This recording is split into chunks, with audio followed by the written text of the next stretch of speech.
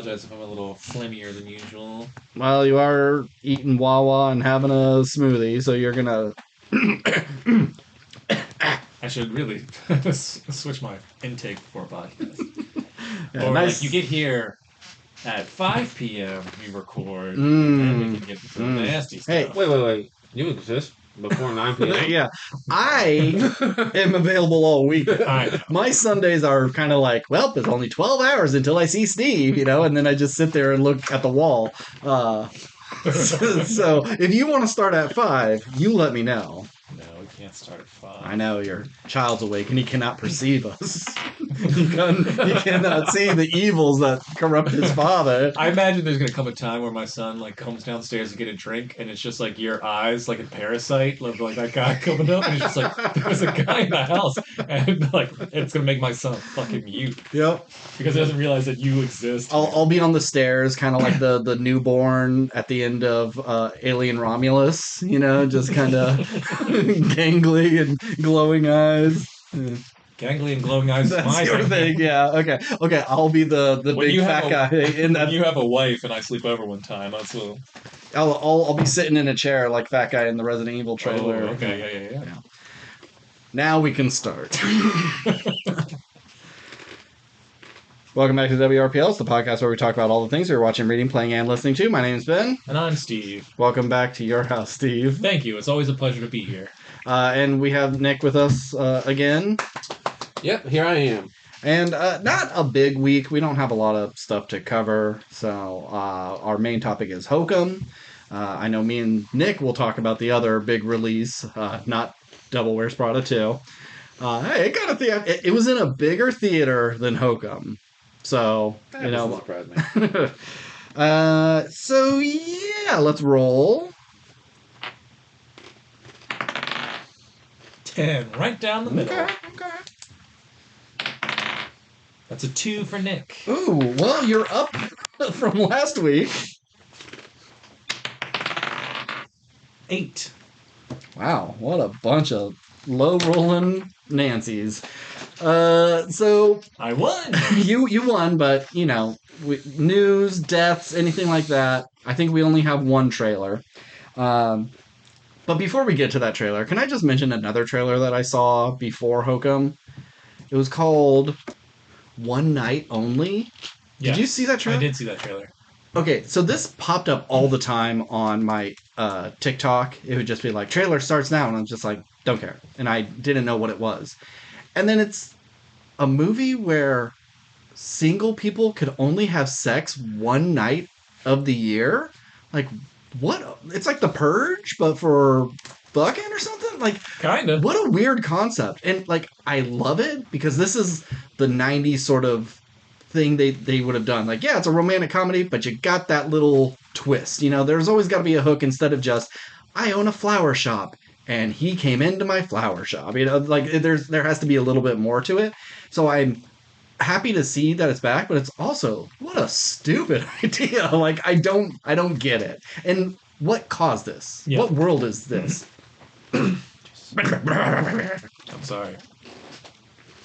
Yeah, I watched the trailer, and it's one of those trailers where I think if I was, in my pretentious sort of like discovering cinema for the first time kind of area, I'm looking at this trailer, I'm like, this looks so goddamn dumb if I was like 17 years old. Now it's just like, it's fine. I enjoyed the concept. I agree. I kind of do it like, was there like a war? Are we overpopulated? Yeah, is it religious people have like taken over our government and like outlawed premarital sex except for once? It's just like, because if they don't do it at all, then of course they're just going to just go around raping everybody. How do they enforce this? Like, what's stopping people from just banging your neighbor next door and having a hookup buddy? Yeah, are they all like kind of chipped? implant? Yeah. So I'm curious as to how this goes out, and I hope it's not just it's just something we all do, and we all just obey that rule. There needs to be, I don't know, a looming cube in the sky that beeps at them, and it's like, well, There's gotta be a population control type something. Thing. That's gotta be. I didn't see the trailer. I don't even know what you're talking about. and like, the trailer, especially at the beginning, it looks like it's a sketch that someone's done. Like the dude is so unique looking. He's like they even make fun of him. He's got big ears and a weird chin and everything. He looks like a goober who would just like start making sketches online. And I don't know who this guy is, but That's Dua Lipa's husband, buddy. oh, is it? Yeah. Oh, okay. Well, good for him. He's been acting in a bunch of Son stuff. of a He was in the new movie Eternity. He was one of the Oh, was he the old man, like the old husband? yes, the Oh, first okay. one. Okay. And he's, I think he's British. He's doing British movies. and Okay. shit. Well, with those ears, that makes sense. And then the only thing I know her from, she was in the Timothée Chalamet Bob Dylan movie. She was, Oh, I think the love interest in that. not the other musician, but his like girlfriend. Because isn't No, that well, part of there's it? I just remember I never saw that movie, but I just know that there's like a scene where he's singing at like some festival with her. Okay, not the ones like you got to open up to me, Bob, and like I can, I got a silly voice. I can't remember what he says, but he says I something don't really dumb. But yeah, And she's really pretty. Oh, she's in Crime 101. She's Chris Hemsworth's girlfriend in that. Oh, okay. but yeah, I know it's just the script and sort of the vibe of these movies, but some of the acting in some of those scenes just seems so like this is bare bottom. Yeah. Like no one here is really trying. Which is fine. It just that trailer did nothing for me other than like I think the whole movie hangs on this concept. Because otherwise you take that out and you just remove that element to it, like what would be special about this trailer other than just like, oh, two attractive people who want to be together can be together. Yeah. New York City's crazy. Yeah. So I think we should do it. I think we should do it for the podcast. Watch that together. Yeah, it's not my type of movie, but I need answers. Sure. If it comes out on a weird week, which is kind of dumb to say now because it's nothing but summer blockbusters from like here on out. But if we have a light week or the main topic Sometimes I can sneak in a second film. Yeah, I think we should. Yeah. I think it could be one that might be fun to go like, okay, now that we saw like the cutesy version, what's Ben and Steve's genre, like horror post-apocalyptic world version of this? Yeah. So yeah, we can do that. I mean, we'll see, but I'm interested. But let's get to the one and only trailer that truly matters this week, and it's Zach Cregger's Resident Evil. I think I've watched this trailer like 7 times. Really? It's like, well, the first time I watched it, it was on TikTok, and anytime there are trailers, they're cropped, and if the lighting was kind of bad, I wasn't able to see quite every little thing, so I had to watch it, and then I watched other people watch it and react to it, and all that. So yeah, I've watched it a bunch of times, and I'm excited. I think this looks really good. You could take the whole Resident Evil name off of it. That's fine. I think it just looks like a weird, creepy movie. You barely see any sort of like zombie action, just like weapons or anything else. Like this just looks like a fun horror movie that I don't really know what the hell's going on, and I'm there for it. Yeah, I agree. It doesn't seem like anything related to Resident Evil other than just like zombies, but you just see things falling off of buildings, which is a fun little bit. The like monster coming out of like the door frame, but the legs are going up on like the top. I was like, is that a creature or is that just how some of these things move? Yeah, I think that's going to be like a big worm, and those are all of its little feelers. Yeah. That would be cool. I'm interested to see sort of what things from the game is incorporated into the movie, which we don't really get any of that in the trailer. I don't need any of them. Other than like him opening drawers, which why wouldn't he? But it just seems like, okay, well now he's going to fashion a shiv out of these things. That's all I've wanted in these games is just kind of like the scavenging and I one of these days I want someone to pick up a green herb and someone else just over their shoulder says like, will you take the green herb? Just make it work somehow, like in the most literal way. But there's a green herb in the background. And it's like, yeah, sure. Whatever. And like when he's running and those bodies are falling, he's holding like a first aid kit. Like, I love that. Yeah. Is there even like a shot of him driving on a highway and says like "Welcome to Raccoon City"? Is that I don't think so. I don't think so. There's nothing in here at all. Like, no, you don't get a symbol for the Umbrella Corporation. Nope. It's nothing. snowing at one time. I don't think it ever snows in any of the games, or at least like Yeah. in Raccoon City. I mean, I don't need it to tie into the games No, at all, but no. I just assume it has to have. You call it Resident Evil, it has to have some sort of connection to Meh. something.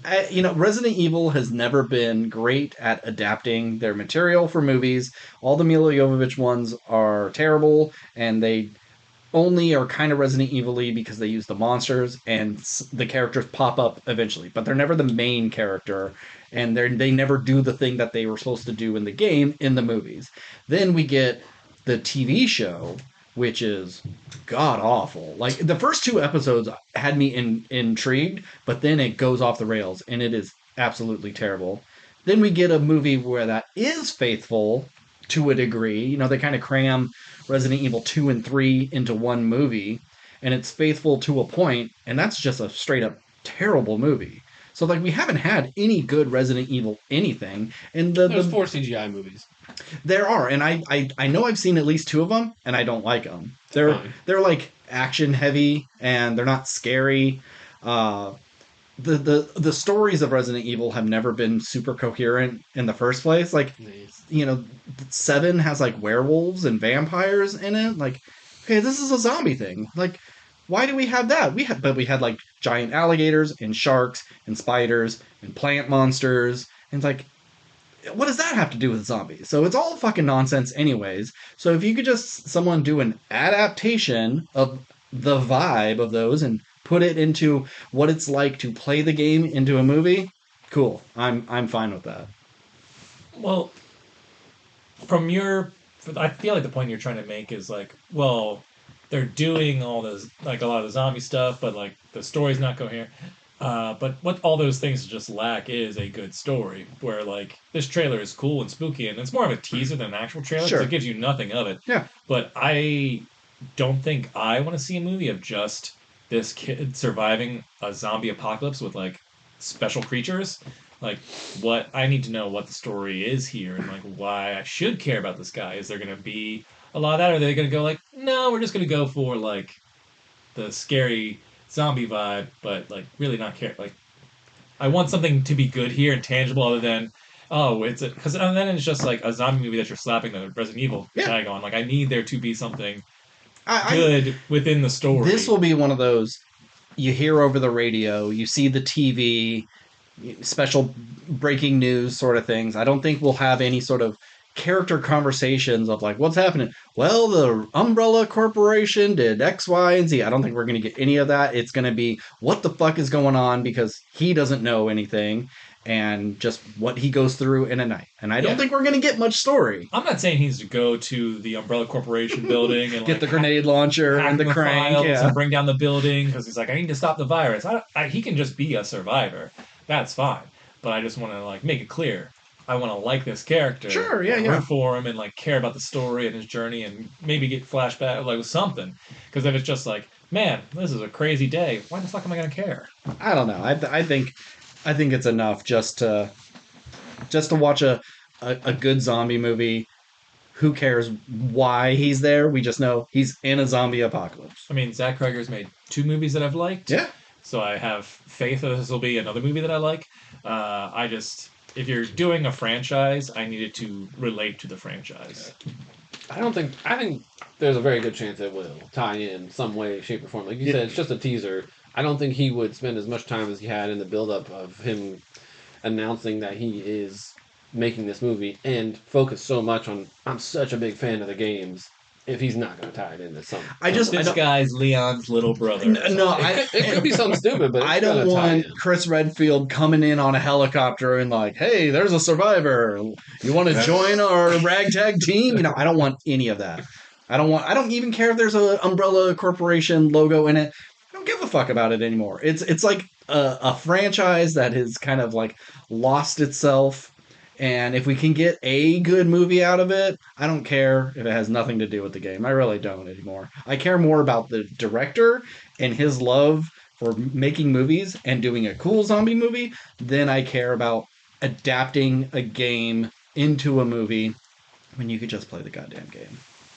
Which, what I'm mostly agreeing with you on, but then just make, if that's your if that's your case, then just make a good zombie movie that you're into versus a good zombie movie that's also Resident Evil.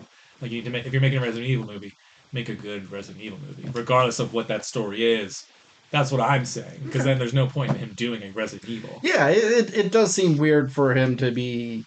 I'm not using any of the characters or monsters, but it's going to be Resident Evil. Maybe he just pitched this idea and they said, well, we want to reboot Resident Evil. Said, cool, you could slap that title on this and I'll sprinkle in a couple of things. Yeah. And that's how it got made. Who knows? I'm surprised it's coming out so damn quick. I'm just happy, we like Weapons isn't even a year old, and maybe it's a year old. I think so, but is that a July movie or March? I can't remember what it was. It's giving me like August. Yeah, it's like a September, October. No, August it wasn't that late. Steve, look it up. Look it up. But one last thing I want to talk about the trailer is when he gets to the phone, he like dials 911 and you hear just like, doot doot doot. But then he dials his girlfriend, and it sounds like part of the James Bond song. It sounds like it goes doo doo doo doo doo doo. And I'm gonna play it right now. Okay. And you tell me if you can hear it.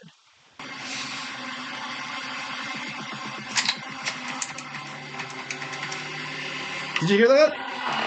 The way it's the dialing, like I guess.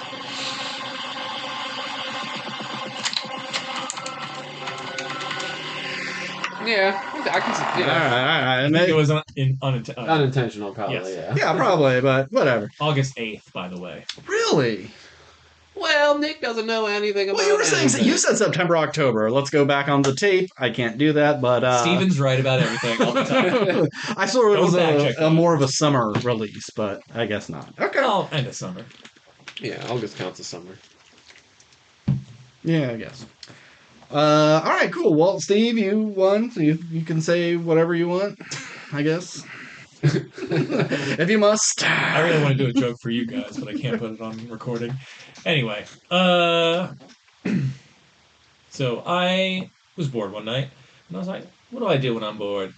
Go to the movies, if I have the time. So there wasn't much planned, but there's a movie from England called I Swear. Okay. Yeah, this based on a true story of a man with Tourette syndrome and his journey through that condition and how he like turned his life around despite his setback. And this movie is real charming and real nice. Kind of also like a downer for the first half, and then switches gears in the back half. Because the movie opens up, he's like 13 or so, and he's going to school, and he's lived, the first 13 years of his life as a normal kid, and then suddenly one day he just like starts twitching and ticking, and then starts blurting things out, and he's constantly getting in trouble in school, and this is in the 80s, I believe, and so like no one really knows much about this disease. And no one knows how to like handle him, and he is like his parents get a divorce because he's just too much work. He's like spitting food in their face, and so he has to like eat by the fireplace in case he needs to, as he's eating, he has to spit it out. And his mom resents him and tries to kill himself, and just all this stuff. That's a true story, right? Yeah. Okay. And it just seems like such a horrible disease to have. And then cuts to 13 years later. He's an adult now. It's much bigger now than what we see as a kid. And the kid who plays the younger version of him is like really, really good. And I don't remember the actor's name, who's the star of this movie, but I know he won, I think, a BAFTA for this role. Mm-hmm. And he's really, really good in this movie. If I didn't see him as Elrond from Rings of Power, I'd go like, oh, that guy. Yeah, it's that guy. Okay. I'd be like, man, this guy with Tourette's is a pretty good actor. But yeah, so the Mr. Smith. No, young TV show. Oh yeah, from Rings of Power. My bad. Yeah. My bad. I was about to say. I was like, He was also young Ned in Game of Thrones when he fought Arthur Dayne at the tower. Okay. That was like the flashback, The flashback, right? yeah. Okay, yeah, he's got such a face, you know. I Very remember. distinct. Yeah. But it's Square. like him and he like can't have a relationship because like imagine trying to date and like you just randomly shout racist stuff or Mhm. homophobic stuff, or there's one part where he like goes into a supermarket and he's just like, oh hi Betty, let me grab your tits, and just like that kind of stuff, and she just like, all right, see you later, like isn't offended because she knows what's up. But it's one of those things, where like you can't form a relationship Mhm. when you have that going on.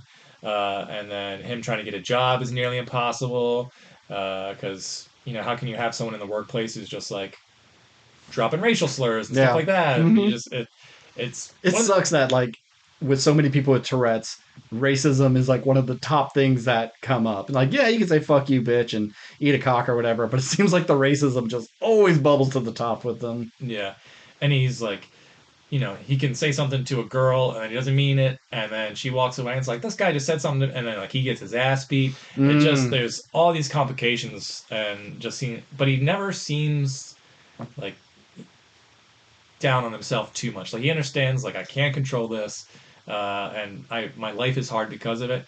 But he kind of like keeps a smile on his face for the Hmm. most part, and wants to just like keep everybody at a little bit of a distance for their own sort of protection.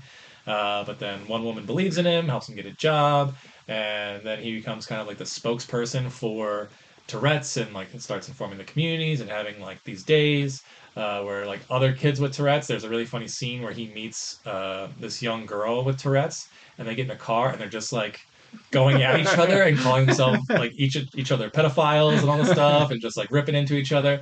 And it's a really like this movie's really funny. Hmm. Without like making fun of them, but it is like kind of a silly disease Yeah. too. So it balances like the light and the dark pretty well. And yeah, I just had a real good time with it. Uh, and I think the acting in it's really really great.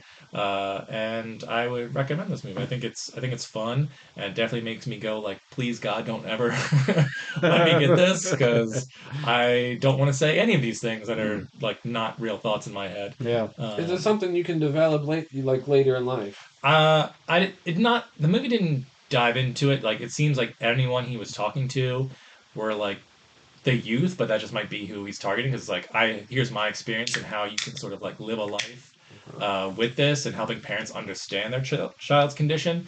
It didn't, but I just thought it was something you were kind of born with. That's That's what I. right. That's what I But thought. no, like this kid, like went through elementary school and middle school, or Just most, developed it. and then just one day he just kind of just had it, Hmm. and it's like, oh, that sucks. Yeah.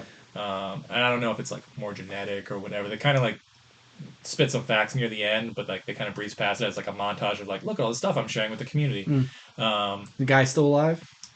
I believe so. Okay. They Um, didn't show a picture at the start of the credits? Not the start of the, well, oh yeah, they did. They did. Okay. Yeah, yeah. It's so the movie opens where he is getting a an award from the Queen of England, Mm. and it's like he walks in the hall, and it's this big open hall, and there's like the Queen of England, and he's like, "Fucking cunt!" Like he calls the Queen of England a cunt, and that's how the movie opens, That's and like great. it's really funny. And I was like, "All right, off to a good start." Nothing against the Queen of England; it's just a funny thing to like, Yeah. call her that, and then her have to give you an award for his work in the community. And so it's like a really nice, uplifting story. It's real. I'd say it's like this year's Sing Sing. Okay. I like Sing Sing a lot more than this, but it's kind of like the same vibe of just like someone who is had a hard life and like had this thrust into this place where trying to make something good out of it. So I put it in that sort of realm. Cool. I swear, it's a good movie. Ah. Thank you. So I meant to say this up top, but we were talking last week. I'm looking at the notes and I don't know what we were talking about, but we were talking about someone should have been He-Man. And I said, oh, actually, yeah. I think this person was He-Man, but they Yeah. had to drop out to do whatever we were talking about. Looking at everything we talked about, it's not any of these things. I don't know what it was, but I figured out who actually it was. It was Noah Centineo, who plays Ken in Street Fighter. He dropped out of Yes. being He-Man to be Ken, so I wanted to make that correction. So you gave me Resident Evil. Have not started playing. It only just now downloaded since I have to do everything on Wi-Fi now. Another 12-hour download. Jesus. But I was playing Street Fighter 6. I rented it. I was able to keep it for 21 days, but I kept it for a week and I returned it. Like, this is a game that I'm having a lot of fun playing, but to master it, to like really get all the little things, you're gonna be playing a lot. And I just don't want to dedicate my time to a game I don't own, Mm-hmm. and where half the roster is like DLC characters I would have to buy. But I do really like the single player mode, and you do create a character, and like any game that starts with a created character, it's like, just give me a default now. I do not have hours to create a character, and luckily you could go back and change things if you want. So I just made like a robot looking guy, and you just talk to the different masters and you learn from them, and you can play in their style if you want. You could change the style. So like, yeah, I look like me, but I'm playing as Chun-Li, but I have the special moves of, Ryu. Okay. And you can mix and match because they have two types of ways to play it. You could do classic mode where you have to do all the button imprompts or inputs to do a fireball. You do the half circle and a specific button, do a fireball. Well, in this, they do modern version. So you have your triangle is your special attack, and you could do it like neutral, forward, back, down, and it will do things. So instead of like holding down and then up and heavy kick to do the spinning bird kick, I just press down and triangle and it automatically happens. So there's an accessibility to this game that was so nice for me. So many games are just you learn it or you don't, asshole, figure it out. And this was like, no, we're going to hold your hand and we're going to teach you how to do these things. It does get a little repetitive because you're running around this big world and you can start a fight with any of the people on the street, or some of the gang members may just attack you randomly. So some of these fights are like one after another, and they may only last like 3 seconds because I'm at a higher level than this person, or it may last 2 minutes because I'm fighting 12 guys coming in one after another. But it does kind of slowly teach you how to do all the special techniques, but I didn't get that far because you really kind of have to stick with it to. Now, I'm sorry. When you said it was open world kind of thing and you were like fighting, were you fighting, like you would walk up to somebody and fight them and the camera doesn't change, or like you would run it and it was like a Pokemon thing where like you ran into them and then the camera would cut to like a normal like You would fight right. It would be a side by side fight, Okay. but it would be right where you're at. Yes. So the camera may move a little bit, but it would be wherever you are in the city. It's not like a predestined background. Yeah, you're not fighting, but able to like walk around. It's not like a beat 'em up in a way Yeah. where you could, but it's like you fight and then it cuts back. Now you can open world and do things. You can still do some moves to like break boxes or hit the bad guys before you start a fight to get the advantage. But a lot of them, like you could just walk up, talk, and if you want to have a fight, have a fight. Buy some stuff from a vendor, take on small jobs to like learn different moves. Like there's just a lot of things to do in it. Change your outfit. There's a lot of fun to be had, but I just couldn't dedicate it more time. And I'm glad I played it, but yeah, I think I'm just more of a watch people play fighting games. I'll give it a shot. I'll do some button matching. I think I was doing pretty good with the Chun-Li moves, but yeah, I'm just never gonna be at any sort of level that justifies me owning it. If it became a free game, I'd totally grab it up, but yeah. So Street Fighter 6 is a pass for you, C plus. I'm not going to rate it because I never beat it. I did arcade mode for a couple of characters, just as like I've never played as this. What's her name? Like Jinx or something. And in fighting games, I always play as the women. They were always the most fun to play as. And there's one called like Minot, and she's like a fashion runway model. And then there's like this huge like Zangief woman from Spain. She's enormous with this like red bob. Like she was fun. Cammy, love playing as Cammy. Played as Blanca one time, but like I did a couple of arcade just to get like story mode. But yeah, like I didn't really beat the actual open world game, so I'm not going to really rate it, but I had a good time with it. Nick, favorite Street Fighter character? Anything in particular? Never been much of a Street Fighter guy. Yeah, me neither. I like I'm gonna go with bald monk with skull guy. I Dawson, the stretchy guy. Yeah, that's Yeah, awesome, yeah. I'll go with him. Bald monk. I don't know his Stretchy name. guy, yeah. Dalsine, yeah. Street Fighter 2 would be what I played the most of Yeah. growing up. Same. So I'm gonna just say I was basic. I liked Ken and I liked Chun-Li. Yeah, I played as Guile and Blanca. They were my two main people because I knew how to do their moves compared to others. I always wanted to play Zangief, but his moves are too hard to pull off. But then when like Super Street Fighter Turbo came in and Cammy showed up, I just always played as Cammy. She's so hot. I guess once like I had Alpha Oh, okay. at one point. I think I had like the Game Boy Color one. I mean, I guess once Akuma was in there, I hate Akuma. probably Akuma, but just because he was badass. But I mean, like same as Ben. There's not too many fighting games I've had where I was like I really excelled at. Mhm. Maybe Marvel vs. Capcom. Maybe that's probably the Mortal best thing ever. Kombat 2, I was pretty good at because I had a cheat guide, and I've told this story before, but I would not eat my lunch in junior high, so I'd have money to stop at the 7-Eleven when I walked home because they are the only place that had Mortal Kombat 2, and I would use my lunch money to Ben play is that. 57 years old. By the way. They know. And I got a guide out of like a Electronics Gaming Monthly or something. So when I showed up and I was able to do a fatality for all the kids watching, I was Mr. Cool Guy. So I don't know if I was really good. Whoa, the legends are true. I was just able to perform some of the things. Like there's a part when you're watching, like if you're not playing and it's just doing the, like a repeating video Yeah. or whatever. There was a certain part that like you pressed both controllers down at the same time and like a special thing would happen. Nobody knew that. I knew that. I got it from the guide. I fucking showed off to these guys. It was cool. Yeah. But yeah, I've never been good at fighting games except Smash Brothers. Like, That counts. I would be. I'm okay at that. I've gone to tournaments of that. Got my ass handed. I'm not that good, but I think if we were playing, like especially N64, you ain't beating me. Well, throw Eddie Gordo in Super Smash Brothers, fucking spin kicking you into oblivion, friend. I forgot about Tekken.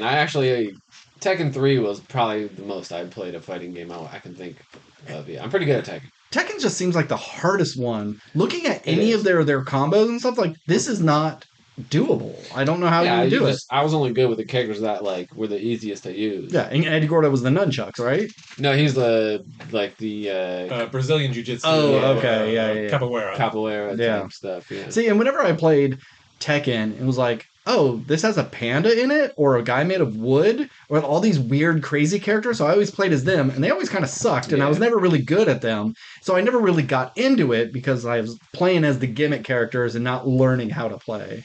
Yeah, I remember. I don't remember if it was Tekken 2 or 3, but you would like play their story mode or whatever, and then we get to the end and play like a 2-minute like scene Mm-hmm. of some sort of, like backstory of them or whatever. And I was like, I never had any context of like what the fucking story was in this or Yeah. who was what. Like, I think Eddie Gordo's he was like walking into a mansion, but he was like had a suit on. Like, was he a secret agent? Was he an assassin? Was he a secret rich person? And there's like the one guy who can morph into like a chimera dragon, who's like the old guy on the I forget his name. Heihachi? Heihachi, yeah. Yeah. And then there was like the alien dude with the sword. I think like Yoshimitsu, yeah. I'm not saying His thing where he could get on top of the sword and, just, like scoot and like forward. bounce. Yeah, he was fun. But I always hated fighting him. Harangue. It's not Harangue, but it's like got a W in it. I don't know if I'm saying it right. The guy, motorcycle guy with the reddish orange hair, that could kick really good. Yeah. That was my guy for sure. I kind of liked Brian too, but Brian was just Brian. a zombie. But he was like boxing style. He was like very. Yeah, he was good. He was good. Yeah. But Like, they're hard. what a They're hard. fighting name. Yeah. Oh, Eddie Gordo, Yoshimitsu, Brian. I- Brian. They, old games have, like there's Dan in Street Fighter. Like, what the Oh, fuck? yeah, A Dan, yeah. there's a Sean. Yeah. I like Battle Arena Toshinden and Soul Calibur, I think. Oh, yeah, Soul As Calibur my good. 3D fighting games, I like those. But when it came to 2D, I was more. Killer more Instinct. Killer Instinct was my fucking Yeah, jam. for Super Nintendo, I played that a lot too. Like NBA Streets Volume 2. like there's so many things that I've watched videos about Killer Instinct, and it totally worked on me. Like that game got popular because it yelled out like ultra combo really Yeah. really loud because they boosted the volume on those things, so no matter where you were in the arcade, you would hear that game going off and you'd be like, what the hell is that? I gotta check it find out what it is. And it got me the first time I walked into my local arcade and I heard that screaming. It was like, holy shit, what is this? And like, looks like a better Mortal Kombat. And you pull off your first ultra combo, and it's so fucking cool. Cinder, man. Cinder had that juggle move. Yeah, just his little forward. And like I said, I like to play as the girls, so I was B Orchid all the time, and like I learned her one major combo and just exploited it every single time. Did you guys play Bloody Roar? Oh yeah, Bloody Bloody Roar is awesome. Bloody Roar is good. I wish it was better. Like, it's a great concept. I really like that kind of furry sort of alternate fighting, but like, why would I ever want to fight as a human when I could fight as like a fucking bear? Yeah. They need to bring Bloody Roar back and make it bloody. It wasn't very bloody, like, but Particle. that's like a very pixely game. Particle So blood. yeah, I want to see something a little more realistic.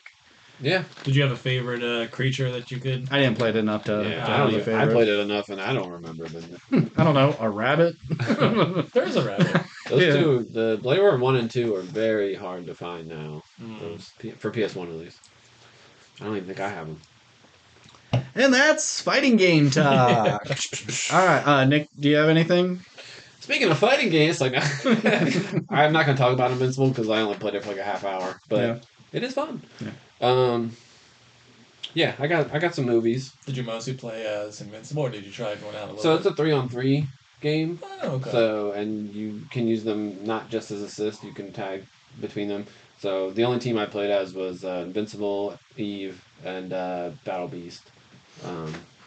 And I only played it for like 35 minutes, so I don't got much for you other than pretty bloody, and I'd compare it to like Mortal Kombat-esque. That's the vibe I'm getting. But also, I don't know, I don't know shit on how it looks. It looks good to me. I think it looks nice. But I'll get back to you when I put some time into it. Okay, yeah. So I watched a movie. I'm assuming neither of you watched this. It came out this week. One Spoon of Chocolate. Did anyone get to that? No, Okay. I wanted to. Then I saw your rating for it, and I went, I'm not going to make an effort. Yeah. I did. I mean, not to lead with the rating, but I did give it a 5 out of 10. Which you guys should know means I liked as much as I didn't like. It's watchable. So it's like the newest movie from RZA. Okay, Steve, 102 to 114. That's the end. Yeah. Damn. Yeah, I was gonna say they were up. Well, Burn it in shame. Throw it in the candle. I'm a Cavs fan now. I'm more of a thigh and breast man. Oh, Like Cav? Man, all of us are on one tonight. oh Yeah. my god. Crushing it. Anywho. I'm glad Like there's that, we're no- not drowning in women. Yeah, I'm glad there's no other audience for the jokes that we made. Anyway, so One Spoon of Chocolate, newest movie from RZA, the RZA, however he prefers to be referred to.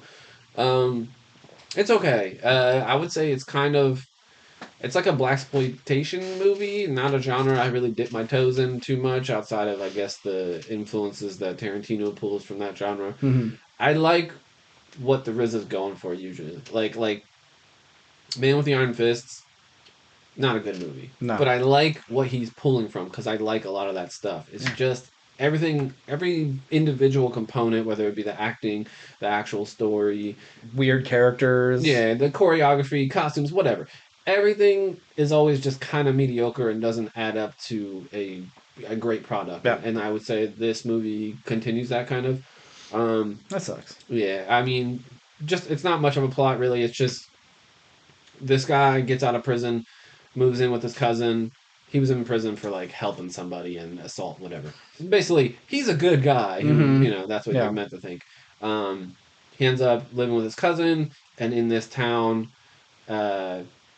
his other cousin many years ago was found dead on the side of the road, and the movie opens with what happens to him. Basically, he gets taken harvest. They harvest his organs, like this, Oh. like kind of this like Nazi kind of type group in the city. Is he a black guy? Yeah. Okay. And they take his organs and they're You would selling think them. Nazis would not want.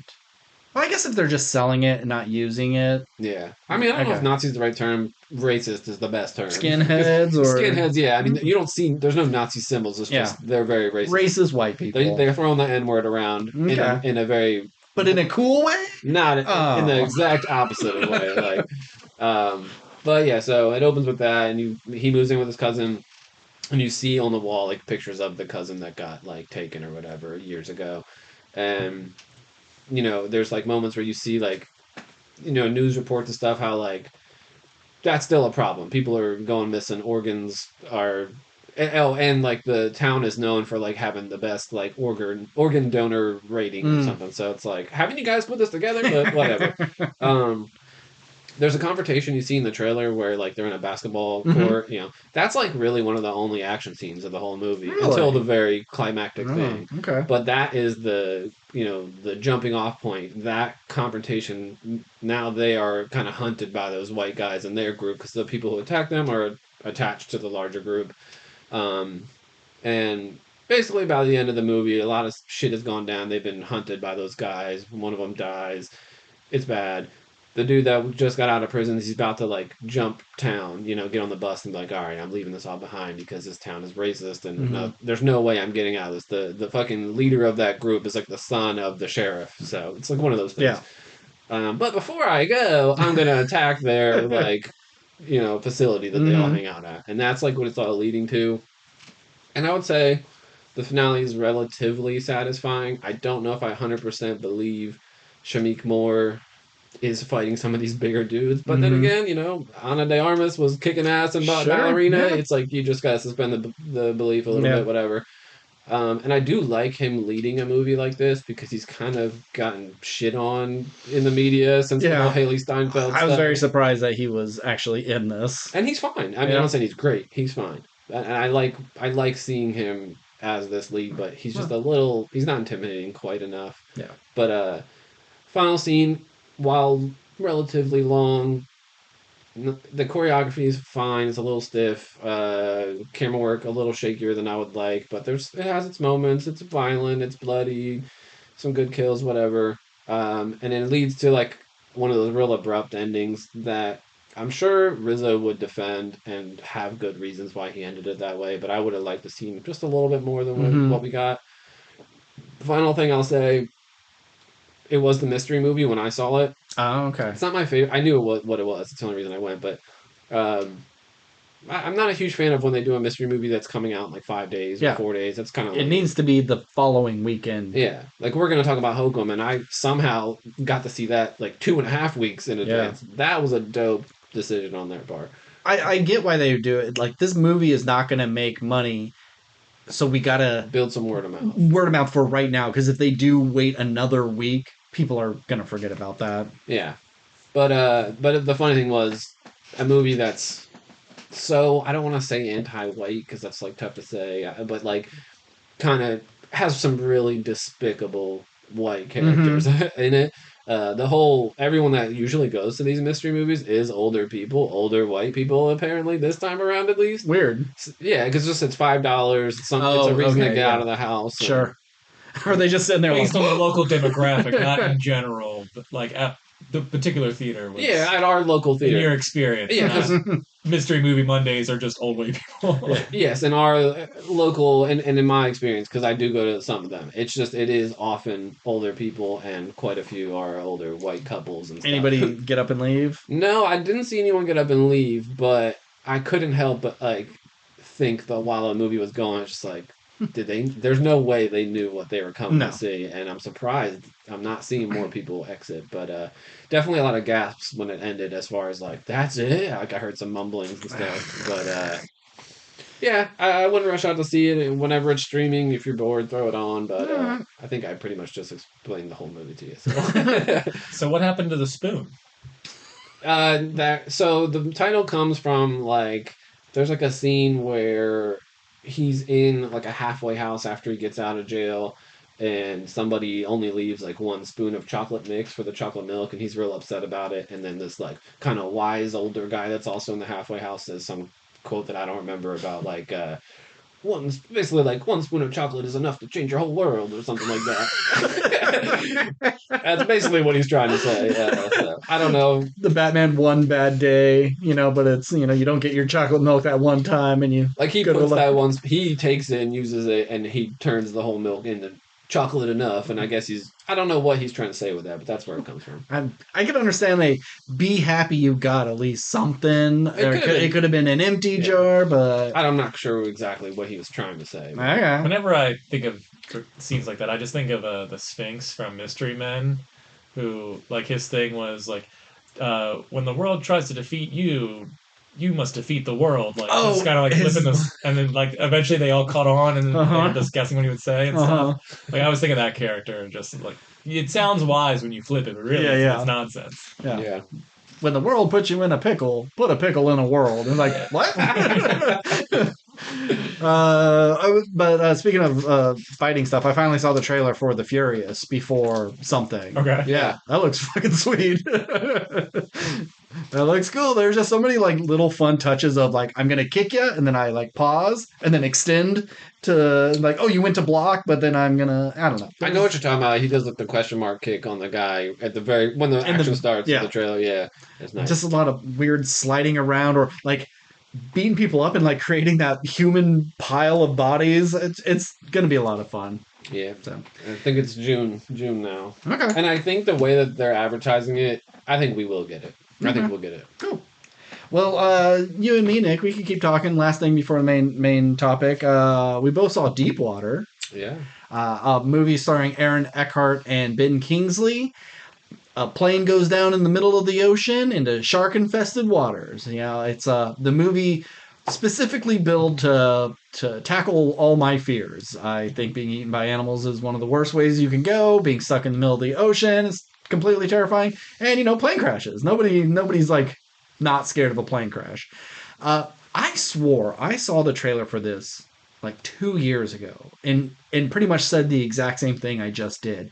But I remember seeing like they were still stuck in the cabin and a shark is like swimming up the aisles. And I'm Googling like shark attack, plane crash, movie, ocean, and nothing else was coming up besides this. I'm like, no, there was a cheaper version of this that didn't have any stars, and I can't find it anywhere. So there's been so many shark movies lately. Yeah, Been any of them. and- Wait, so there's not a shot in this movie of a shark going up the aisles in the water? No.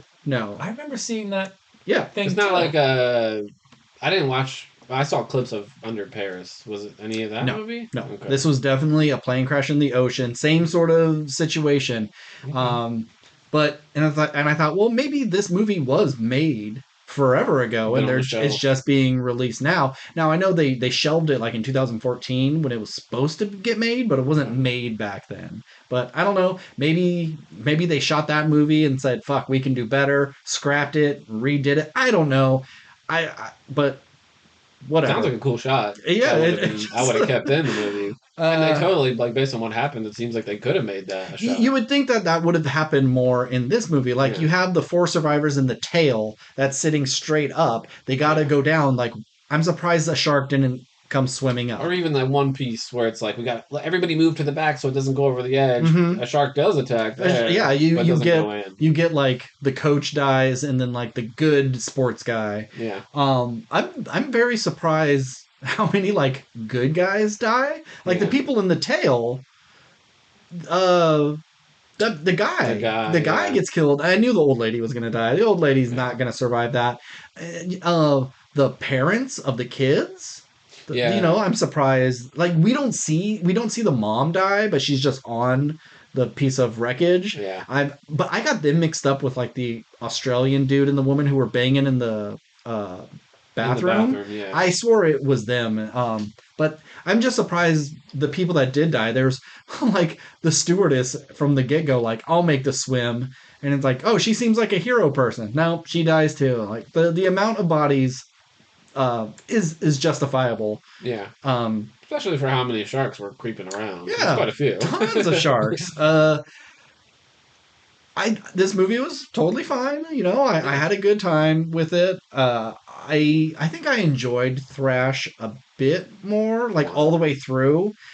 Whereas this, like you said, the plane crash is Yeah. scarier than the sharks. I think it peaks with the plane crash. It's really The well plane done. crash is awesome. Like the stuff bouncing around the cabin and just like cracking people in the skull Really good is very sound. scary. I some of my favorite stuff about the plane crash is the quieter moment when like it's just him and Aaron Eckhart as Ben Kingsley's the Yeah. pilot, and Aaron Eckhart's like kind of, I need you to check the squalls, and so we can like line it up and go with the current and Like, all no, that. no, no, we got to go this way. It's just like quiet after the chaos of Mhm. like the Initial the cabin explosions. going and stuff, and you just see like the darkness of the ocean. It's just such a scary thought, and I thought all of that was really well done and set like a really high uh, precedent for me like as it started. And that's not to say that it went like drastically downhill or anything. It's just I think that's where it peaked was in that.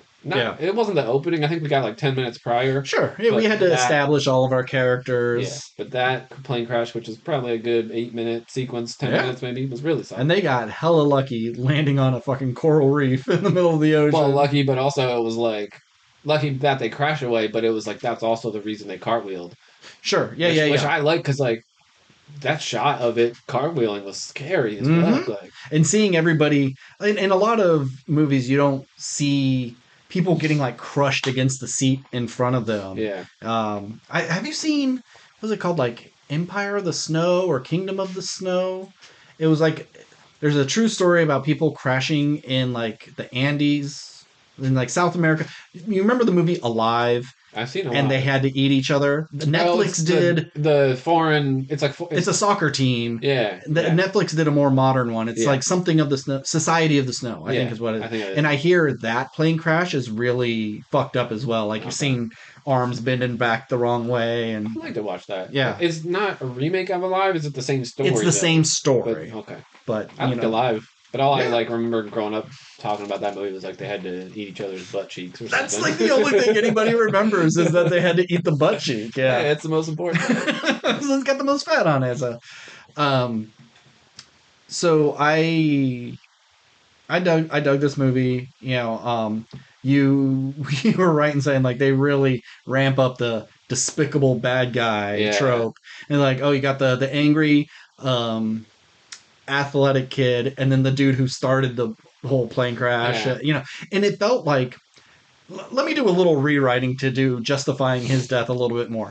So at the end, it's like the helicopter crashes, but there's a tugboat there. They're gonna be saved, but they just can't get closer. And it feels like the sharks went, wait a second, no, this guy's got to die, and purposely bop him off the raft. Yeah, I think they should have. They're coming down on the helicopter. They come down right above, and they like, here, take the kid, and he pushes the little kid out of the way, jumps onto the guy, and says like, no, you're taking me first. And like, okay, well, he's already on here. We might as well then have the shark jump out, eat him, and pull down the helicopter. Just one more. If you don't hate him yet, just one more thing, because then it's just like, he just kind of fell off the edge. Whoop-de-doo. But it's like you knew he was gonna die. Of course, that guy can't survive. They just, he's on every scene he's in. It was just like, oh my god, we get it. This guy sucks. Yeah, it's like they're crashing. He's trying to smoke a cigarette. Like, well, I guess you're not getting me my gin and tonic anytime soon. Like, shut the fuck up, asshole. But I do love like how it crashed. Like a simple broken wire on his battery pack, where they ask like, "Do you have one?" He's like, "Nah, I ain't got that shit." Just starts a fire, which exacerbates and gets worse and worse. It's like, I had a good time. Yeah, and I sat up for like as soon as the shit went down. It's like I kind of sat up and was kind of locked in. The only time I was a little disengaged is like when for some reason I didn't care about that separate group in the tail as much. Every time I cut back to them, I was like, I don't care if any of this kid, I don't care if the woman, I don't care if they live. I don't know. Those were the few times I would get on my phone, but I did like when the kid and her get out of the tail, and the flight attendant gets attacked. Yeah, when she gets into the raft, her leg was gross, gnarly. Yeah, that was a gnarly bite. Yeah, I just wish the gore was just a A little. little more. Yeah, and maybe like one or two more shark attacks. Maybe because I think there was a scene where it was hard to tell underwater. Maybe someone got bit in half entirely. It's hard to tell. If that was the case, I would have liked that. And those sharks were really like, I'm gonna bite you, and I'm gonna drag you a little, and then I'm gonna let you go. Yeah, they were messing around for sure. And then like one of them bit someone, and then another shark bit that shark. Like, guys, let's work together and eat these people. And then the tugboat or the fishing trawler is like, release the fish and we'll distract all the sharks. There's tons of dead bodies in the water. Why the fuck do they care about these fish? Yeah, even when they were going after the survivors, you kept seeing all the floating dead bodies. Yeah. It's like there's a buffet out Just there. go dude. for that, yeah. And you're gonna get full. I like the tugboat thing though. I like them coming to save them. Yeah. I think I said in my review too, like I just really did not like that phone call at the very end. It felt so corny to me. Him calling his wife. Yeah, and- just some of the dialogue in it was just like, "Oh, I'm coming home," and then she's like, "He's coming home." I don't know the kid's name, I forget, but yeah, it's like he had two kids. He had a daughter and a son, but the son was like dying of cancer. yeah, But but he survived because it sounded like she was saying like, "Hi, my son, your dad is coming home." Yeah, he did. I think what it was is the son was battling cancer, and the dad just couldn't face it because it was awful. So he hadn't been home. He was taking jobs to make sure he never got home. I thought he was taking jobs because he couldn't handle seeing his family anymore. Like his son died. It was he- that, but I don't think the son was dead. I think it was Okay. just like he didn't. It was hard for him to process. Okay. But some of the dialogue in that was just a little Yeah. heavy-handed for me. A little Hallmark movie. Sure, yeah. And the two kids, I think the little girl, for being like a 9-year-old kid, she does a pretty good job. Yeah. But you can tell she's acting, and I'm not here to shit on her. Like, give her some time; she'll probably be pretty good. But she's, I think, taking it really seriously. Whereas, like, her little brother, that kid got forced into this movie. He's not a real actor. There was almost seemed like times where he looked directly into the camera. Like, that kid was not very good. Yeah. I don't remember him bothering me, but at the same time, I do remember thinking the girl was decent, for sure. Yeah. So, yeah. Totally fine movie. Yeah, totally fine movie. Nothing wrong with it. Mine was full. My theater was really full. My theater had a lot of people. That's too. why we're going to keep getting these shark movies, because that's all it takes for some people. It's Yeah. like, sharks, cool. And, Thrash was supposed to go to theaters, but Probably they decided to put it on Netflix. I would have watched Thrash if I heard better things. You're the closest to positive things Yeah. I've heard about it. Right, So. it's just, there's some interesting. I think it's scarier because the sharks are smaller, so you think like, oh, well, I'll just get on top of my couch and he can't get me. And it's like, no, they could get into your house real easy. If it was a great white, like there is a great white at the end of Thrash, Okay. but it's just kind of for like a big money shot. But these bull sharks, and then the sharks in this movie were not incredibly large either, Yeah. but They look pretty good, too. they did look good. I thought yeah. the CGI on them was pretty solid. Yeah. I don't think... Was there any practical? I don't think there was any practical effects. No, probably not. Not even It on, was like, just in a tank somewhere, so I don't think they would bring in real sharks for any reason. Maybe for fins, Oh, yeah. Okay, Steve, you'll love this. You got these two little kids that are in the movie. They're step siblings, and it's like, I don't like you because you're not my real brother. But so they crash on a coral reef and are attacked by sharks. The boy's name is Finn, and her name is Cora. Come on. Yeah, like, that's so obvious. I don't know if I'm applauding them for being so stupid, because that is, like, one of those dumb things I would think of. But, yeah. Dumb. Yeah, someone needed to pad out the cast and write names, and it's just like, what are some names? And just doing a bunch of shark research, and it was just like, fuck it, Finn and Cora. I'm surprised someone wasn't named Gil, Oh, yeah, Tuna. But Nemo. There's a biker on the plane. I don't know why. He was like, he needed to get somewhere else. Couldn't ride his hog there. Sure. His name was Shark Tooth. why not? Yeah. Always wore Shark Tooth. But he was like the guy who's like, oh yeah, I went spearfish now in Australia. I've killed one of these man eaters before. No problem. I got this guy's first one eaten. Yeah. Missed opportunity. Yeah. For good old Yeah. Shark Tooth. All right. Main topic. I do have one thing. Okay. I mean, I had more, but Okay, let's go, Nick. We're already at an hour. I'll go. I won't talk about the one. I watched a movie last night, and it's not an in-depth movie, so it's called Duel to the Death. It's from it's like 1984, I think, when it came out, so it's a little older. But okay, so this movie made me laugh a lot, and I was like, the whole time I was watching, I was like, man, I kind of wish I was watching Is with. that where the guy's head gets kicked onto the branch? Yeah, yeah. Okay. It was that was from part of it. Okay. There's so much stuff in that movie. I was just like, what the fuck is this? And I had to look it up after, and like, I guess it's a little mixture of like that's what the movies were kind of then, and also maybe they were kind of trying to be a little silly. I don't know, but I didn't know that's what it was going into it. All I knew was it's like there's this every decade tournament. Chinese martial arts clans send one guy to fight Japan, martial arts clans. They're and for the honor of who has the best martial arts, whatever. Mhm.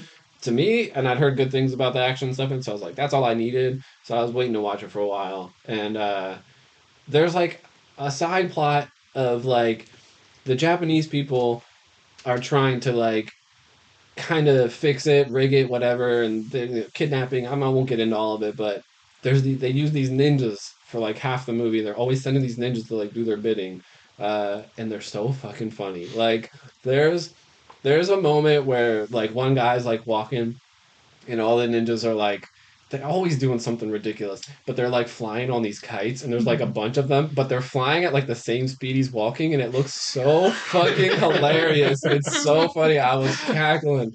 And then there's like another scene where like they're about to, because they're trying to kidnap all the martial artists and stuff too, part of the plot, whatever. And they're surrounding this one guy, and they're like, there's like this big giant ninja, and he's like shaking the ground, and then like there's like a quick like poof, and then they all separate from it, like they had built him, and then all separate to like little That's ones. awesome. And like for every shot when they're doing something, I'd be like within a 10-second span, I'd be like, that was cool, and then like 10 seconds later, that was so fucking stupid. But it was so fun. I'm trying to think it like there's like they do a lot of like spinning real fast and going into the sand Oh, and then okay. like disappearing, and then they do that a lot, which I liked. But there's like one time where one of them does that, and like one of the guys that they're attacking like stabs the ground and blood squirts out of the, and like that That's was a nice awesome. touch. Okay, so like it builds up to the very end. They end up having the two guys that are gonna fight each other end up kind of having to work together to foil this like plot to, you know, rig it all. And but then the Japanese guy is like a little less honorable, so he's like, well, no, I still want to fight. Like I want to see who's better. And the other guy's like, no, like what's the point? How many people have died for this already? And he's like, all right, well, if you're not gonna fight me, mind you, while he's trying to convince him, he's like following him, and the Chinese guy has his like uncle who he saved who had been kidnapped. So the Japanese guy's like clearly realizes he's not gonna fight him, so he just slashes his uncle and kills him. And then the guy's like, I guess we're fighting, whatever. So then cut to like this gorgeous fucking like shot at like the end. I guess it's kind of famous for this. They're like on this cliffside of the ocean. It's so beautiful looking, and they're fighting there. And some of it's a little ridiculous. Like it's a wuxia kind of movie, so they're like, jump up in the air and then like jump off their sword to go higher, Yeah. like that kind of stuff. But it's a pretty solid fight, and it finally ends. And I even winced a little bit. Like not all, it's an old movie, so some of the effects are a little whatever. But so the Chinese guy like gets a real good blow in the dude's abdomen. Japanese guy at the same time goes to stab him, and he kind of brushes the sword away with his hand. But while he does that, the Japanese guy twists the sword and slices all his fingers off. Ooh. And it's all practical, even if the blood's kind of like that old '80s blood. Yeah. So, but even I was like, oh. And then he like whips the sword after he does that real quick and chops off his whole arm too. So then like the Chinese guy's armless, like fingerless on the other hand, and then he's got like a mortal wound, and he just like turns to the ocean. I don't know what this was about, but he like puts his sword through his foot. I don't know if maybe like to keep him there Standing? because he knew he was gonna die, but he's Okay. just like looking off into the ocean, and the other guy's like kind of limping away into the back, and that's like one of the last shots is they're just kind of standing, and you don't really get to know who died first. Okay. But, I don't know. Like when the movie, I was going back and forth the whole movie. I was like, this is kind of dumb. This is kind of stupid. This because like some of the sound, like with every time they do a sword, is like so annoying. That '80s sound work on the is just like wah, wah, wah, wah, wah. It's just like it wouldn't do that. I don't need to hear that. And it's like, oh god. And like some of the a lot of the ninjas, like when they almost can like teleport. So like there'll just be an explosion and then they're over here. Kind of cool. But some of the sounds used for like they're throwing stars or they're jumping around is like this. It sounds like someone on the soundboard is just pressing the same sound every time. Like, it's so annoying. I was like, oh my god, my ears. But I don't know. Then by the end of it, especially after that final duel, I was like, I kind of fucking dug this movie. I think it'd be so much more fun with others because it's really short too. It's like 80 minutes. Like it flies by. I think it would be a lot of fun to watch with you guys because it's some of the stuff is just so ridiculous. One thing before I'm done, I just remembered one of the first shots in the movie. It's like 2 minutes into the movie. The Chinese got like the ninjas are attacking the Chinese Shaolin monastery, trying to get a scroll that has like some of the secrets of their martial arts, and they're out like fighting some of the guards, and that one Chinese guy that they're gonna send to be their emissary for the duel is like in there with all the monks, and they can hear all the chaos out there, and the monks are like, "You want to go out there and test your martial arts with these guys, don't you?" And he's just like, "Yeah, I kind of do." And like as soon as they kind of like give him the nod, he he literally like flies out of the room backwards, doesn't even turn around. He launches back out of the room, like just flies out. It's so fucking funny looking. I was like, "What the fuck was that?" It has so much good silly shit in it. The whole movie is like, we got to stop them from rigging this tournament. Yeah. Do we ever get to the tournament? Well, it's not a tournament. It's just one. Or do we get to like the official fight? Is that final fight the official fight? It all kind of gets canceled because of everything that happens. Okay. But the one dude is like, I still want to fight. So you do get the duel still. Okay. But it was going to be this big like spectators and stuff type deal. So, but yeah, 1984. I don't usually go that far back. I'm more like a 90s Hong Kong guy. But is this something you bought? Yeah, I did. I got it a few months ago. The HD is a little rough because you can really see like those fake sideburns and shit on them. Yeah. But it almost added to the silly charm of it. I don't know. I think we should not do any sort of HD upscaling of anything from 1990 and earlier. Just let it be a little dirty. I can understand fixing scratches on prints. Like if this is the only print we have and we want to clean it up that way. But sometimes you want a little bit of grit on your movie. Yeah, I don't want to be able to. Man, that's such an obvious fake eyebrow or something, But I had a good time with it for the most part. It was zany and kind of fun. I don't know. What'd you say it's called again? Duel to the Death. I'm assuming this is so obscure it's not streaming anywhere. That I don't know. I'm not sure. Look it up real quick before we move on. Yeah. Because you made it sound super fun. It is pretty fun. It's bad, but then it's also like kind of good. I don't know. I almost have a feeling like if they made like a Kung Pao sequel, like this would maybe be a fun movie to overdub. Yeah. Oh yeah, for sure. Apparently, it can be streamed on Tubi and Plex. Okay. Okay. Gotta love Tubi, man. Tubi has everything. It can also be rented or purchased through Amazon Prime, Apple TV, and YouTube. On Tubi, 1983. They got okay. There's a sketch comedy group called the Birthday Boys that was on IFC and kind of got like made by Bob Odenkirk. I just started seeing some of their sketches pop up on my feed and like, man, I love the Birthday Boys. I'd love to watch it.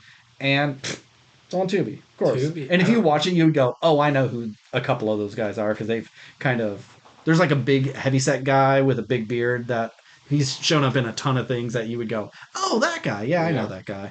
Also looks like I just found it for free on YouTube if you just type in. I believe it. Yeah, it's older. So. Yeah, YouTube's got tons of stuff. Yeah, it was fun. And maybe if you watch it that way, it's not as clean. Could be, yeah, maybe. All right, cool. Yeah. Good rec. All right, let's get to our main topic, Hokum.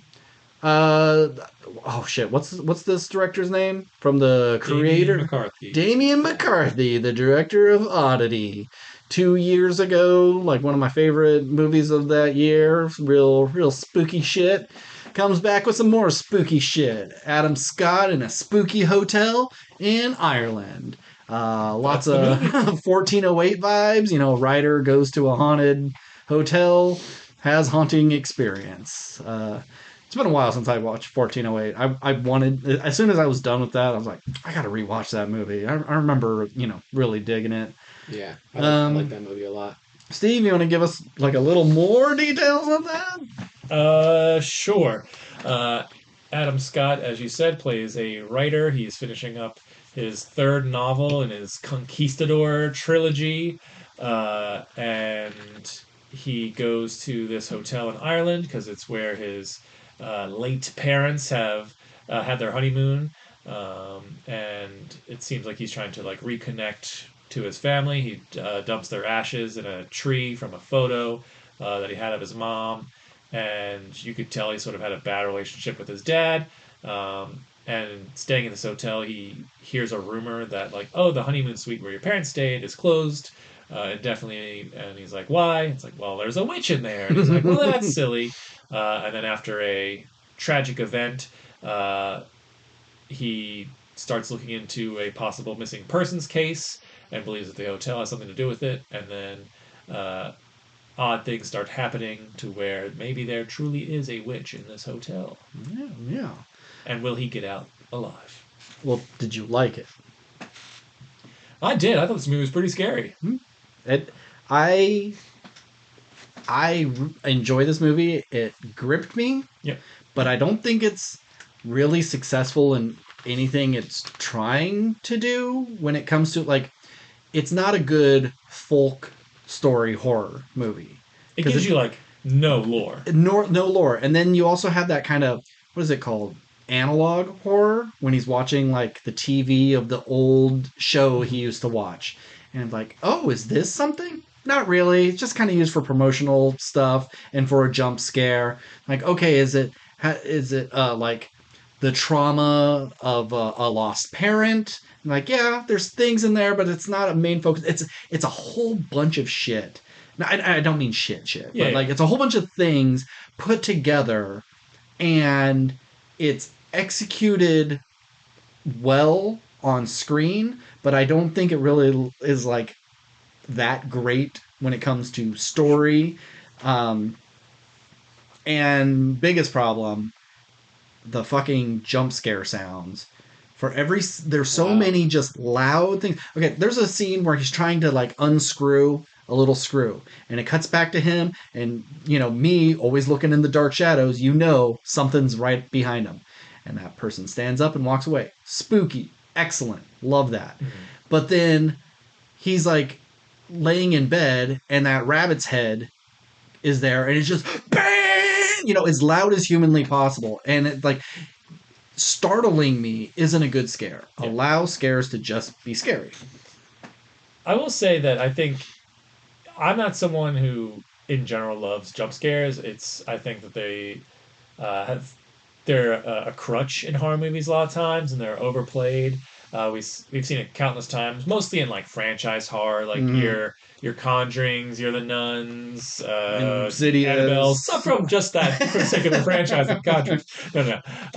But pretty much all horror movies. So all horror movies use jump scares, and sometimes when they work, they really work. Mm-hmm. But most of the time, it's kind of just like once the music dies out, the jump scare is coming. Yeah. So I agree that the jump scares in this movie are like very loud in your face, but I do think they all, for the most part, work in where they're placed and how they're used. And I think maybe the reason I like this movie as much as I did, well, I didn't have Caveat or Oddity to go off of, so I have no context to like this guy's horror filmmaking. Mm-hmm. Even though I'd be interested to check out Oddity, but I kind of liked that it was what I would call simplistic horror, in terms of like it's not big and flashy. It's the story's simple. The scares for the most part are kind of simple, but I think they're effective. Mm-hmm. Like this movie isn't going like it's kind of low stakes. It's kind of low stakes, yeah. And I think that while yes, I would have liked a little bit more lore on like the witch and stuff, and like is this like based off an Irish witch lore, or if it's just like no, it's just a witch and Ireland happens to be the place. Yeah, I don't know, but I think you can tell that there's really good filmmaking going on here, and I think if there's one thing I would change, it's not necessarily the jump scares or any of like the story per se. I think I would have leaned a little bit more into Adam Scott's backstory, because I feel like we were right on the cusp of a who's the guy who did like Midnight Mass and all those other ones that we love? Fuck. I'm usually the one who's good at this. Yeah. Mike Flanagan. Yes. I think we were on the cusp of like a Mike Flanagan-esque sort of thing where like, oh, there's a nice, sweet, emotional beat in this movie that you kind of get at the end, Mm-hmm. but you didn't really get enough of it to justify that at the end, I feel like. Yeah. Because But he's a huge dick in oh, this whole movie. but And then I like oh no, it's great. And at the end, it's like, oh, he's a better guy. But no, he's still kind of a dick. He's just not going to burn you with a spoon, kind of dick. Yeah. I think it was a very smart choice to make us hate Adam Scott from the jump, because Adam Scott's really good at playing a dickhead. Yeah. But then to kind of immediately as soon as he's just like, I need to help this girl, you're kind of like, yeah, you go get him, Adam Mm-hmm. Scott. And you're kind of rooting for him to like get out and survive, and you're like saying, fuck these other dudes who are over here. So I think everything in this movie works. It may not hit the highest highs that some other horror movies have gone, but I think it's a perfectly successful, scary, creepy feeling movie, and I liked. It's nice and tight. There's not a lot of fat that you would necessarily trim off of. All the side characters, while not like important, all feel like fun little additions. Mm-hmm. Especially the crazy old guy who's drinking mushroom Yeah. milk and stuff. Like, Jerry? Yes, Jerry, because I remember reading it's like, oh, it'd be funny if they'd spell Jerry with a J, or not J, G, G. like, Gary Gervich or whatever. Sorry, I keep doing it. So yeah, no notes really, although I gave notes. That would have been the last 4 minutes. I think that when you have a haunted room in a hotel, it's so easy to just, and especially a haunted hotel that has a basement. It's like, yeah, this is where the witch lived and the hotel got built over it or something. This hotel used to be a prison or something. Like a little more lore goes a long way, because when we get to the end, like you have this spooky long corridor with gates to hell or something. Yeah. But like, or if the hotel manager, when he's telling the backstory, if there was a little bit more there, or Adam Scott hears it and he was like, shit, this is a good story, I'm gonna steal it for my next book or for something, and then we're able to get a little more information. But yeah, I'm glad the movie didn't end with him like tossing out his manuscript for the 3rd book and just start writing like Hokum, chapter 1 or whatever. I would have hated that. I did like the conquistador stuff. Like, yeah, in the beginning, I was like, I don't know what this is, but let's keep going with this. Fuck whatever movie is supposed to be playing. The movie opens with a guy who's about to beat a child to death with a bottle. Fun times. But I think what it does really well is I like, and I think a lot of people don't like this because like, oh, this is so boring and lame, like nothing happened. But I like when there's just lingering shots on like dark, empty spaces, and you're just waiting for something to happen, and then it doesn't. I love all that. That has been like kind of an ongoing theme of horror in the past few years. Once in like Hear No Evil. No, what is it called? I Heard the Devil. Oh. The podcast listening to the devil movie. Undertone? Yeah. That movie is nothing but like dark shadows where nothing jumps out. And one of these days, I'm going to need something to jump out of these shadows. Yeah, fair enough. Well, I'll let Nick talk, and then we can. I mean, anything to add, and then we can kind of.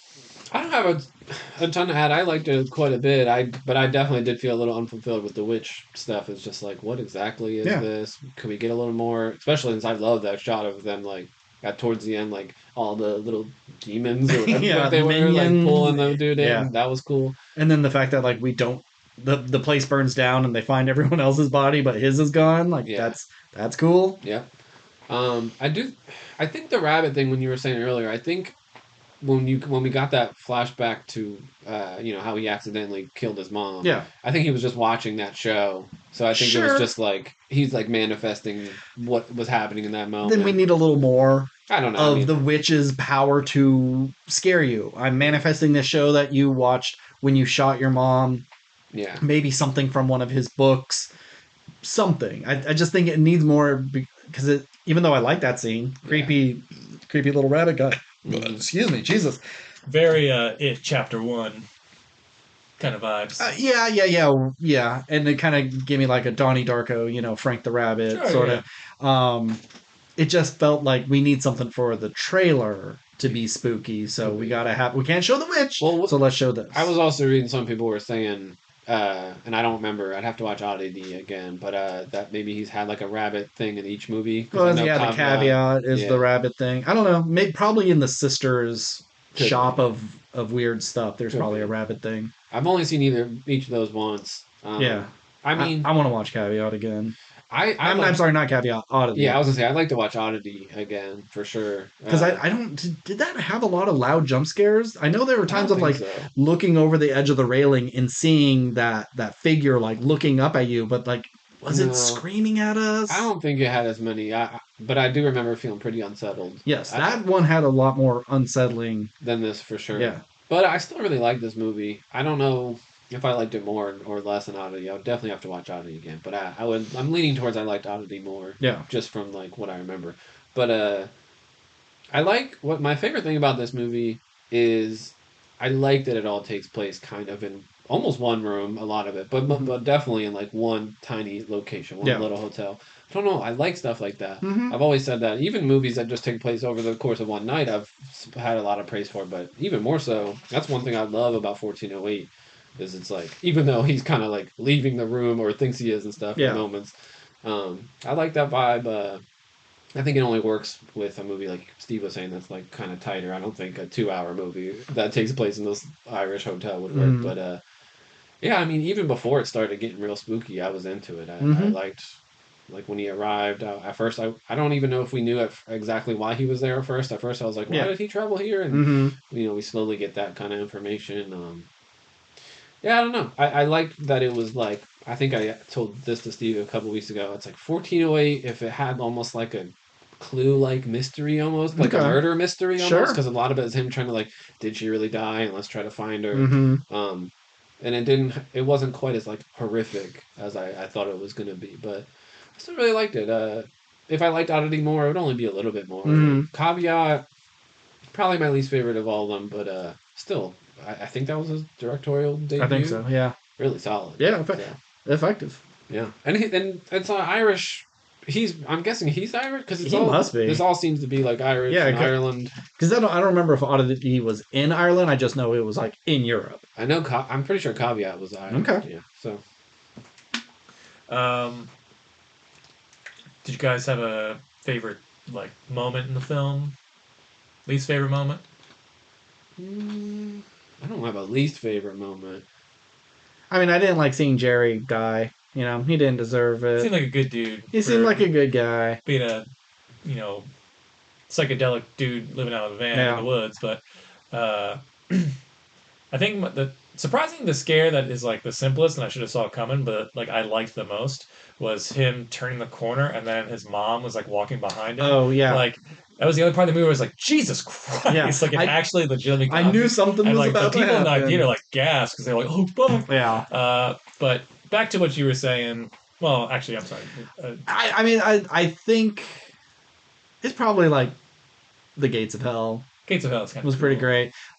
One of my favorite shots was just like him talking to Jerry and being like, "All right, well, don't let those goats get by the car," and then cut to there's a goat standing on a car. That's just a good comedic edit. Yeah, this movie's low-key kind of funny. Like, when he arrives and the old man's, like, telling the creepy ghost stories, like, hey, kids, find your parents. Yeah.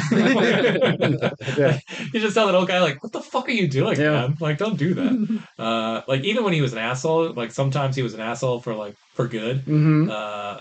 And I liked that one bellhop who just reminded me of, this is very specific, but remember that episode of It's Always Sunny where Charlie's hanging out with the jock? He's like, now let Donnie do a line off your boner. Like, that's kind of who he reminded me of. Okay. But I liked where he was just like, I'll give you my manuscript to read, and he's just like, fuck no. Yeah. And at the end, it's like, I'll give you my manuscript to read. He's like, please don't. Haven't I suffered enough already? Yeah. But then it's like, okay, fine. Yeah, bring it by. I don't have a favorite scene, but I do remember not quite seeing this coming and liking just a shot of it, but when I know he was having a rough night, he was drinking a lot, but I did not think he was going to hang himself. No. Yeah. So when she opened that door and he was just hanging, and I'm sure there was a loud fucking noise throughout it, I was just like, oh shit. So that sticks in my mind. I like that a lot. Now, the bellhop did say he spiked his flask. Yep. I wanted to talk about this. Yeah. Do you think that's what caused him to kill himself, or he was drunk enough already and he decided to kill himself? Was it the witch fucking with him? I think it's hard to say. I would say the flask has nothing to do with him killing himself. But then why even bring it up? Well, because because he needs to be open to the spiritual world. Because my theory is, well, like you were saying earlier, like with the whole like whenever something psychedelic is brought up in like a horror movie, like, oh well, it's gonna be like, is this a dream sequence Yeah. sort of thing? Like, did any of this happen? But he looks down and sees the things, the marks around his wrist where where he was chained up Mm-hmm. in shackles. So I think that the witch was real, and anytime the witch appeared, like that stuff was something he was experiencing. Mm-hmm. Where anything with his mom and like the rabbit and stuff, I don't think that was the witch fucking with him. I think that was the drugs that he was on. That is like enhancing this experience to make it more horror. That's my theory.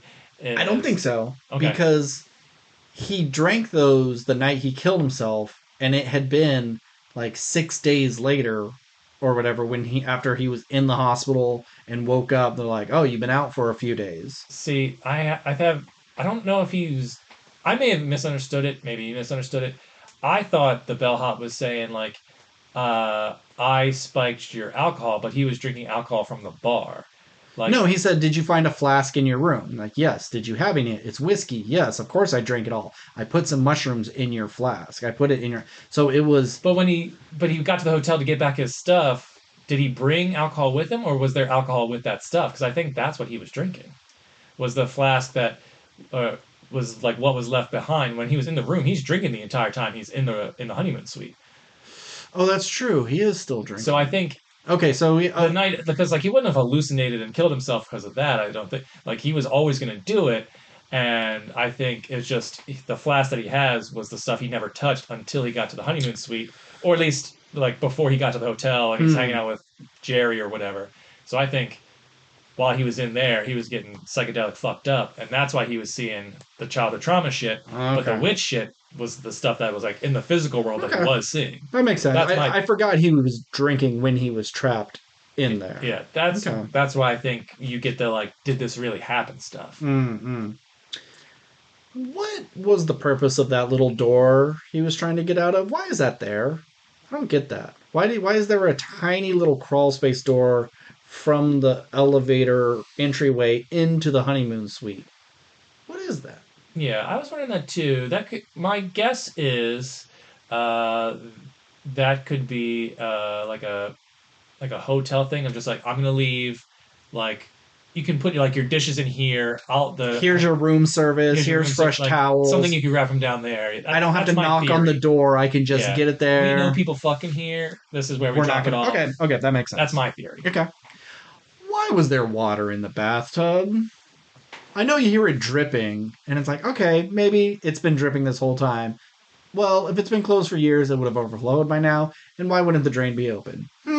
I know it's just a spooky thing to have them fall into a goopy thing. Yeah, I'm not worried about it. Yeah. And then also, like, even though that the room was closed, like clearly the one hotel guy didn't mind being up there. He was just Yeah. like, you can be in this room, just don't go in that fucking basement. Yeah. But I did at one point have to pee really bad and leave the theater. Mm-hmm. And I always go like lightning fast. Yeah. But it was during the scene where it's a flashback of like her at the Halloween party. Mhm. So I saw her like talking to the guy, and like I remember like the drink was there and then the drink was empty. And then I went to the bathroom, came back, and then she was like in the elevator. Yeah, So she like, just why did he like she was pregnant with his kid, but he was married.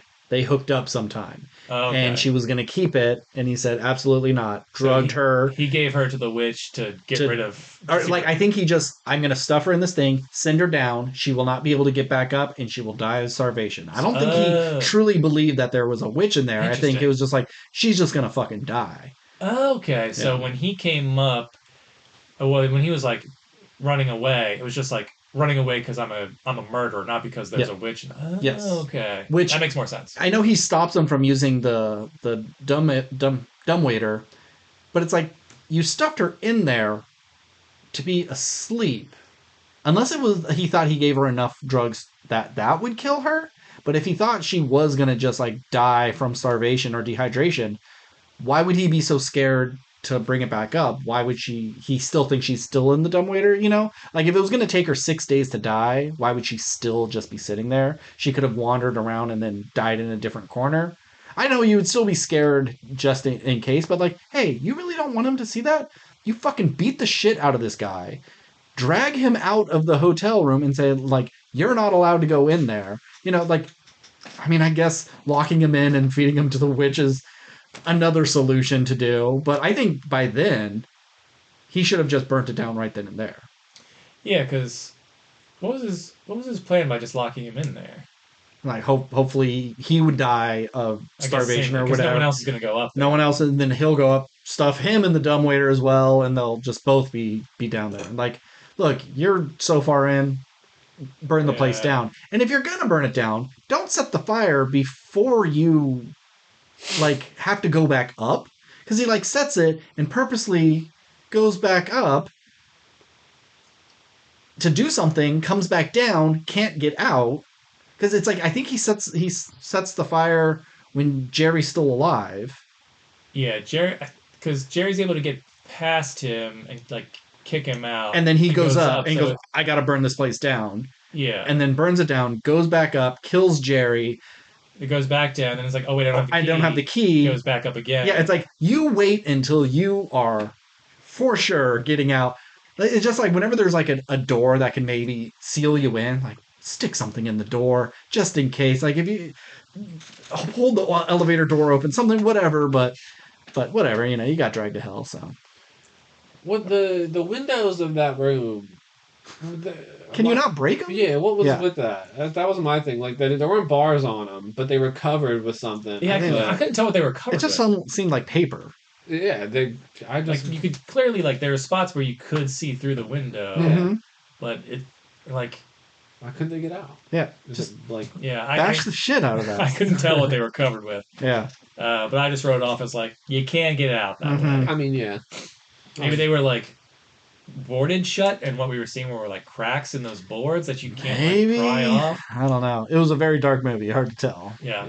I do think the pulling of the bell thing, it was a little like, oh, he didn't do it. Oh, maybe he did. No, he didn't get it. Oh, but he did. It's like there's too many fake outs. Mm. It got a little old.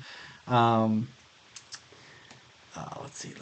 I did kind of like that though, of like when he ripped it off, it's just like, oh, well, that's the end of that. It's like, no, I'm gonna do this, and like burst through the door, or Yeah. burst through the wall to get to it. I thought that was kind of cool, and I was just waiting for him to like reach in there, and the witch's face was gonna be there, but like all that, Or yeah, pull something out and it's a hand or yeah, whatever. like I thought there was gonna be other bodies in here or Mhm. something, but didn't do that. Let me ask you guys a question: Mhm. if and obviously like drugs and alcohol played a part, and just exhaustion and all that stuff.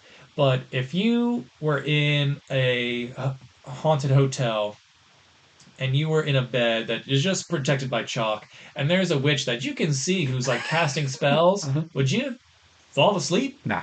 I would be awake forever.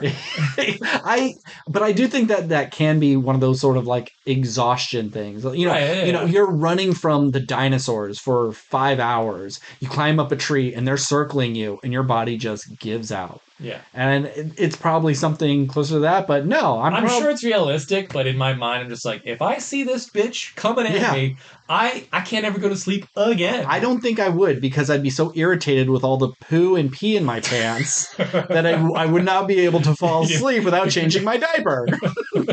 You couldn't fall asleep without all the squelching in your pants. Exactly. Yeah, too uncomfortable. Yeah, that. But another thing with the lore, and obviously like chalk on the ground has been a classic like staple in horror. Salt, something. But like, and once again, this movie doesn't go into the lore. It's just like, yeah, circle of chalk, that'll stop her. But like, do you have you're more of a monster expert than anybody, I think, that I know. Mhm. Like, do you know like where chalk comes from? I understand like the salt thing has always been a thing, but like is chalk made of something? Like what the fuck is chalk made of? Isn't it just Chalk is a rock. Yeah, it's just chalk, It's right? just a mineral. But No, it's just one of those like, why sunlight for vampires? Is there anything besides like it burns them and like there's a Yeah, reason for it. I don't know what it is. I'm sure there is something in lore about chalk, but I don't know. okay. One thing I know they couldn't do it because he dumped the ashes earlier. I thought, ooh, that'd be kind of cool if you had to make a protective circle with your parents' ashes. That would have been cool. And it's like, oh, he used his dad because he doesn't want to like you do that to his mom, but it doesn't work as well because you don't have the love of your father, so he won't protect you. So he's got to use his mom's ashes. I don't know. It'd be a fun twist on things. Yeah, I kind of wish we saw his dad. Yeah. Because the mom was always there like the entire time, and obviously like his dad's not like the bad guy because I mean he was just distraught his wife was dead and Yeah. kind of took it out on the kid who murdered her. Yeah. So I get it, but it's just interesting that she was the only one who existed in his mind. But I don't know. You could have done something with that, but once again, you also didn't need it. So. Yeah. Yeah. I don't think I have anything else. Yeah. This movie was fun. It was spooky. It made me interested to watch Oddity. Which I think it's on Hulu right now. I'd see whatever he does next. Had a good time. Yeah. Yeah. I'm gonna give this I'm gonna give it a B. Yeah, I initially gave it a B. I think I'd drop it down to a B minus. Once my heart rate became level, and some of the little irky things about not really being focused on one type of horror and being a grab bag of multiple horrors, and just the obnoxious jump scare sounds. It doesn't work. Nick? I think I gave it an 8.5 out of 10, and even if I've softened on it a little bit in the 2 weeks, I'm going to stick with that. I gotta be gracious with my horror because there's just so much bad horror out there. Yeah. So when I get a good one, I'm into it. Mm-hmm. Quick little story. I went to it was like a, let's say 4:00 show for this. So I get my ticket at the kiosk, go in, and I'm sitting, it's like D4 that I'm at. And movies still on trailers. This old couple comes up and they're like, "Oh, excuse me, you're in our seats." And I'm like, "No, I'm not." I would never make that mistake. And it's like I have like my my bag and I have a cookie and I'm about to give myself some insulin because I'm about to eat the cookie. So it's like I'm all Steak like dinner. I got just stuff going on and I'm just like, my feet are up. Like, hold on. And I pull out my ticket and I'm like, see, D4. And he holds his phone out and shows me, he's like, yeah, D4. I'm like, oh, what the fuck? And I look at my ticket. I got like the 10:45 show on accident. Wow, you fucked I'm up. that guy. You're the I bad fucked person. up. I wasn't a dick to him or anything, but it was like, ooh, I can't wait to rub this in your face. Humbling experience for you. I can't believe because I I was like, nah, not really. I learned nothing. I'm just surprised that when I did, I always just I pick the movie and it's like next show. I'm there like 5 minutes Unless you're like before really start. late, it would still be on there. It would still be on there, and there would still be a show after this one before that 10:45 show that I picked. So I'm like, oh, that's really strange that I'm I'm did assuming that. you're able to just move. I just went over 2 seats, and it wasn't that full. That's good. But then I went home, and then I saw a later showing of Deep Water, and I was like, oh shit, this movie's like only an hour and a half or so before that other ticket that I already did. Is it gonna let me do that? Because I would just sneak in. I wouldn't give a shit anyways. But it did. There was enough time to justifiably. I think within an hour it'll let you request a refund, and it'll And so That's funny. yeah, I can't believe I. Well. Yeah. So and then it's like now I have that seat for the later show. If that was a popular movie, I just took someone's seat away in like a prime spot. So okay, and then I got another theater story when I saw Deep Water. There it was, you've got a rated R shark movie, got kids.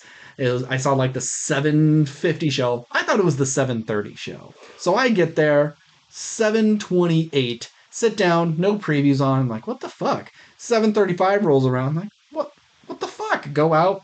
7:50. God damn it. Okay, well, luckily I had Are you getting your tickets like in traffic or something? No, I just when I looked on the app, I just misremembered what it was, and I didn't double check when I left. So I was like, well, I got a free small soda that was expiring in 3 days, so I went and got that. Used my points for a hot dog. Anyhow, so I'm sitting in the theater, and the movie, 45 minutes in, here comes the teenagers. They're all filing in. 45 minutes. 45 minutes in. So they didn't pay. They go sit in the front row, and they're all just like whispering to each other, cell phones on, and I'm like, God, it's been a while since I've had to do this, but here I go. Nah, this guy that's sitting like 2 seats down from me, huge guy, just gets up, stands over them, puts his hands on their chair, and like, could I have all of you please be quiet? Zipped, all of them got up and left instantly. And I just like looking at the guy, give him a thumbs up. He didn't notice me, but it's like, yeah, man, you're awesome. He looks at me, he's like, shut up. Your thumb is too loud, sir. But it was nice that like he was not putting up with it. They had like 2 minutes of chatty time, and he's like, absolutely not. It was great. Good times. Sometimes you just got I wish I was with at least one person sometimes, since I watched a lot of stuff by myself, because you feel just a little more confident when you have someone with you. But yeah, because if that person's gonna want to fight me, I'm gonna need someone to get my back. I need someone to put in between me and them so I can get I need a human shield. No, I told you what happened when I saw that movie a couple weeks ago. Yeah, I've definitely gotten to the point where I'm like, you get a little bit of grace from me, and then if you're being rude, I'm gonna say something. Yeah. And if you want to fight me over that, if it's really that deep, then I need to see what you look like, and if you're too big, I'm gonna run. But I know where all the exits are. I'm probably faster than you. Yeah, in the minutes before the trailers came on, there was a man and woman behind me, and they were just blasting their YouTube videos so loud. I'm like, okay, let's give them a chance too, but they turned it off. Yeah. All right, well, next week, I've got a couple of things. Daredevil will have its season finale by that time, so if you get caught up, we could always talk about that. I'm having a good time watching that season. Then we have... Somebody is. Fuck you, man. We have The Sheep Detectives. So, yeah. So if you want to see, reviews are really good for it. Really? Yeah, like really good. I'm taking my mom for Mother's Day. I was thinking of like maybe I should take my aunt because she loves Hugh Jackman, and this is such a cute little thing. And big one, Mortal Kombat 2. Ugh. It's finally here. All right, so next week is The Sheep Detective, Daredevil. No, I was gonna say Death of the whatever Duel of Death, Duel of Death, and Oddity double feature. Well, did neither of you watch No Other Choice? No, not yet. Because my Hulu is only on my phone. And I hate doing that at home. And right now I'm going through Paradise season 2. It's 2.5 hours long, too. Exactly. And I can't cast on this phone to my TV because it'll just get real shuddery and juddery. So I'm watching... Do you cast it to the TV or something plugged into the TV? I cast it to the TV. Yeah, you can just cast. Well, like I have a Chromecast, so I cast myself. Mine is just directly to the TV. The TV has it built in. It is better if you do I was going to say, like... Sure, but I don't have... that. Yeah, but you could go to the store and get that, is what I'm saying. I got enough shit, you know? Well, it'd probably be cheaper to do that than if you were to ever get your own Hulu that you could have on the TV. Yeah, I wouldn't do that. Like, if I lose my Disney and Hulu, I'm probably just done. Really?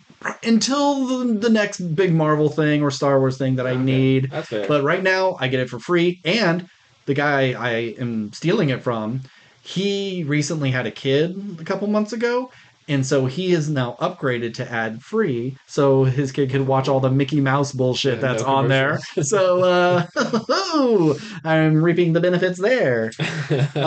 So yeah, Steve, come on. It was like not post COVID, but we were in the recovery phase of COVID.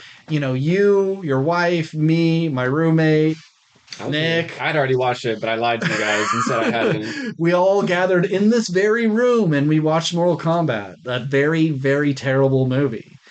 I'm excited. I mean, I don't know why, because I said this to Steve the other night. Like, the other one wasn't good. It's not but good. I love the original so much, and I'm just like, as long as I get to hear that music in a theater, and they didn't really use the theme as much No. in the first one, but I think they took all the notes, I'm hoping, Yes. from everybody, Mm-hmm. and they're using it in the promos a lot. They got like an orchestral version of it. So like, if I get to hear that, and everything I'm hearing is that they did take the criticisms to heart, still doesn't look great, but I think it'll at the very least be better. Yeah, So I'm we're excited. getting an actual Mortal Kombat Yeah. in Mortal Kombat. So I have no doubt it'll be better. It's just nothing about it made me go like, "Oh, can't wait to see that." Other than like, I like Carl Urban. Yeah, sure. And it looks like he's having fun with it. I don't want to butcher his name, but Shogun guy playing Scorpion. Well, he was in the yeah. first one, and Sure. the Scorpion Sub-Zero stuff was like the best part of it. Yeah. but But he's then still in it this only one. lasted like 4 minutes of the total movie. Yeah, but he's doing the mouth thing. And he's in a mask, so it could be just a stunt guy doing all this. So Yeah. Shogun season 2 started shooting. unnecessary. Yeah, but unnecessary. But there's no way that they'd put out something garbage. Oh, for sure. And if I'm willing to watch, Monarch Legacy of Monsters season 2, I'll watch Shogun season 2. Which Monarch had its season finale. Yeah, I thought you were going to talk Bullshit, about that. terrible. The whole thing. The Anna Sawai is so fucking bad. I hate her. The whole season is because she fucked up because she had to get someone back, brings a monster into this world that gets her dad killed and a bunch of other people killed, and But she's so pretty. but her acting is so bad in it that it just makes her Ugly. Yeah. But I'm like, just from watching, I didn't even finish season 1 because I thought it was so bad. It makes me feel good about myself that I was right, where I said, Anna Sawai is so bad in this show. Yeah. And then I see her in Shogun, it's like, she's the best actress I've ever seen in my It's life. so weird that she can be so good in that. Yeah. And then so it's like reassuring that you're watching season 2 and like, yeah, she's dog shit in this. Yeah. And like, everyone's dog shit. And it's not just her. The whole cast. Wyatt Russell, love Wyatt Russell. Kurt Russell, love Kurt Russell. They're all dog shit. They're all bad. I 100% blame it on the writing and the story and all the, like, everything but them. Because I agree. They're all great. It's just, it makes me feel good that I was like, was I being crazy? Yeah, like, was she actually not that bad? But it's just that show is dog shit. And so at the end of season 1, we had the tease of like, oh, here's King Kong. He's going to be in season 2. I want you guys to guess, unless you already know, what was the little tag at the very end to go, oh, what's in season 3? Rodan? You fucking got it. Really? Yeah, he just goes to an island and they're like, where do we go? And it's like, oh, we'll lead you. And they get to a certain part and the people are like, we don't go any further. And he travels and there's a volcano that's like actively erupting and Rodan's just sitting on top of it, does a big scream for who? I don't know who he's doing it for. And it's like, is this volcano just like always erupting because he's on there? He's like nesting on top, but like, oh, Rodan! Who cares? Like, I mean, that I will sounds say, cool. But I thought the Rodan scene in the movie was Sure. fucking sweet. but it's just a big pterodactyl. It's not but that it's a interesting. pterodactyl on like covered in lava. I just thought it was awesome. And he's flying over and he's like making hurricane stuff happen. Yeah, and the monster they use for this, Titan X, is really ugly, really stupid. It's so bad. So in a tease as a like, and maybe you don't know, but like, was it a tease like, oh, he's going to team up with Godzilla and Kong? Like, is he the third friend, or is it like the new villain? Because like, I actually don't know. Rodan wasn't even really like a threat in that movie. I mean, he was more a threat to the humans than anything else. Right? I don't know, but there's a reveal at the end. Amber Midthunder shows up, and she's the leader of an evil corporation. Because their whole thing is, we want to try to open portals, go down there, and then you could come back, and it will be the future, and we can like cure your diseases. Kind of like cryogenic sort of stuff. Sure. But then they are also saying like, oh, we can actually go in there.